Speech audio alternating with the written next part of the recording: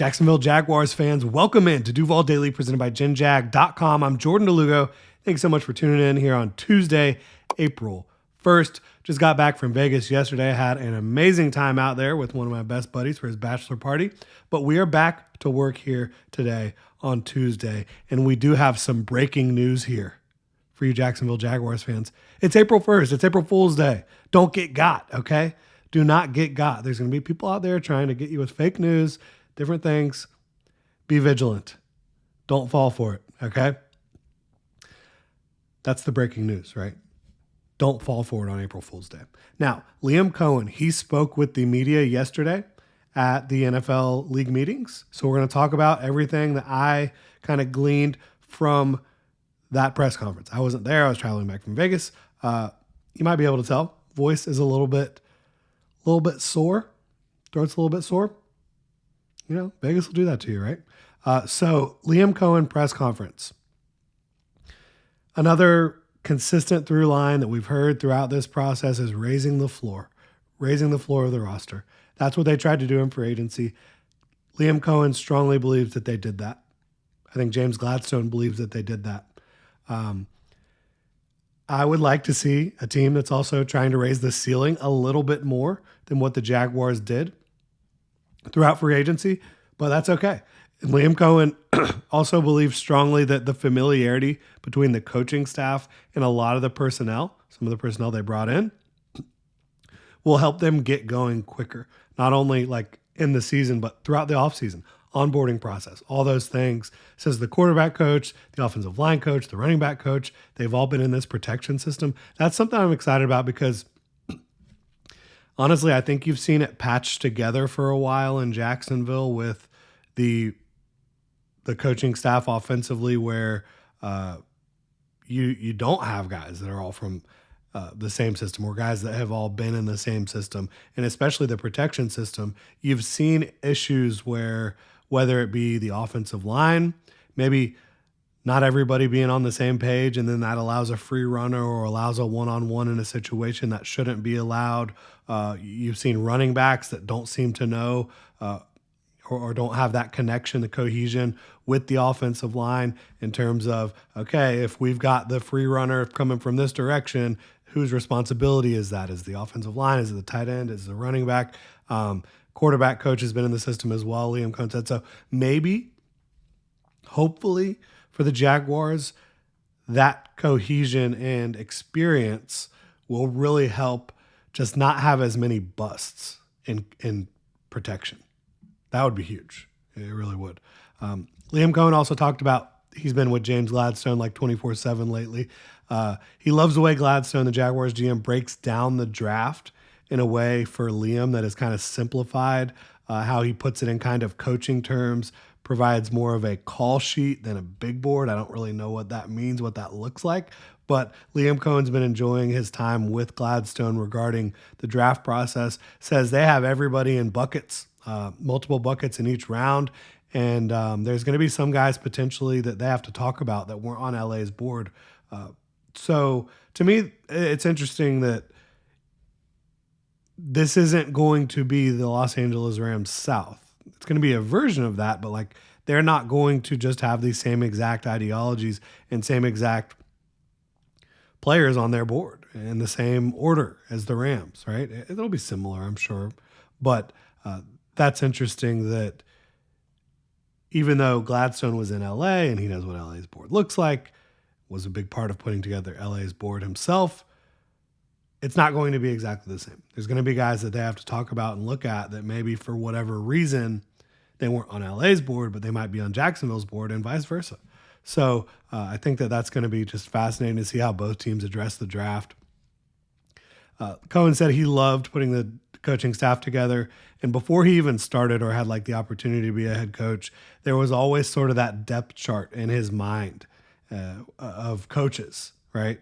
So he talked about that and how he kind of relied on his college football experience recruiting to get those coaches, because he said he had that depth chart in his mind, but you don't get to just go sign the coaches. You have to pitch them. You have to recruit them. So he said that getting back his college recruiting hat on definitely helped in that regard. Talked about Robert Hainsey a little bit, Jaguars' new starting center, his handling of the situation last year where he was mentoring Graham Barton, who was the first round pick center out of Duke, who very talented young guy, while also being a leader in that room, communicating with everyone else. And then when he did have the opportunity to go out there and play against the Saints, the way he took advantage of that opportunity, and then just the familiarity he has in this system, all of those things are kind of why they wanted to bring Hainsey to Jax.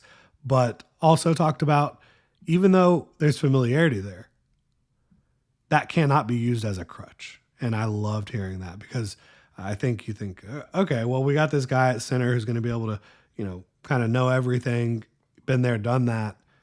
Yes, that's great, but everybody else has to dive in, and he needs to be from a mental standpoint and a communication standpoint, somebody who can help get everyone else to like full understanding of what this offense is all about and what the protections are all about, versus the guy who's like way ahead of everyone. You want everyone to get that to that level that Robert Hainsey is at after a year, right? So I liked not using him as a crutch, but using him as someone who can just help get everybody to where they need to be, right?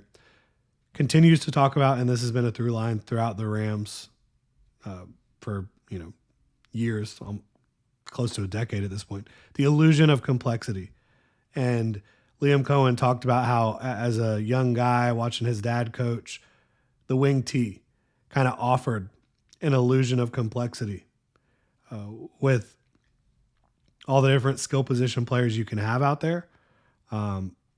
There's not actually that many plays, but it can look a lot different from play to play, from down to down and formation to formation.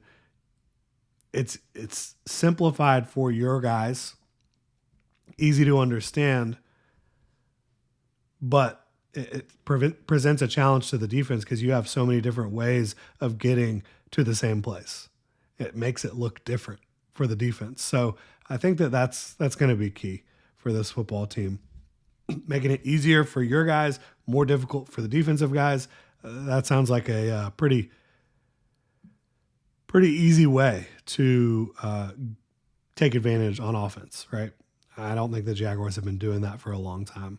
There's a lot of different ways you can make it more difficult for the defense, easier for your offense, the motions, the formations, the ways you're reading things out from a quarterback perspective, the protections, again, having all the guys that are coaching protections, understanding this system at a very high level. Talked about the non-negotiables in the draft, players that love and live football, players that are mentally and physically tough. Look, I think that's great. I really do. It's how you evaluate those things as a staff, as a front office. You have to draft talented dudes that want to work hard and that love football, period. It's easier said than done. It really is. But I did love his thoughts on culture. Kind of said culture is it's how you act every day. It's not like you're coming in and you're preaching about this specific culture and trying to onboard it all in one day. You talk about it a little bit. You try to grow it and grow it and grow it. But ultimately, culture is how you behave. Excuse me. How you behave, how you interact on a daily basis. And that's how the culture gets established. Talked about how there was a study on the power of touch between in the NBA. Guys just like high-fiving, dapping it up, all that stuff, celebrating each other. And he wants to be a team that does that at a very high level. And that's just kind of one of those like micro type of things that you can focus on and can potentially help you. Is that causation? Is it cause or effect? I don't know. But I do think teams that do show that energy and emotion towards each other generally do have more success. Talked about Jordan Lewis, these free agents. They're guys that go to and through the whistle. And that's something you've heard before too from Coen and Gladstone. Effort and strain. I think those were two key elements of this free agency group, and I'm excited about that. I think you could have found effort and strain with a little bit more talent at a couple spots. We've talked about that. That's just my opinion. Said he definitely wants to add to the defensive line in the draft, whether it's inside or outside. I'm expecting both, honestly. We've talked about that quite a bit. I think the Jaguars are going to be drafting an interior defensive lineman very early. I think they're going to be drafting an edge at some point as well, too. Complimented Brenton Strange blocking, his effort, says how he plays through the whistle. They're excited to get him more reps. They liked his yak ability as well. Said cutting Christian Kirk and Evan Ingram very difficult.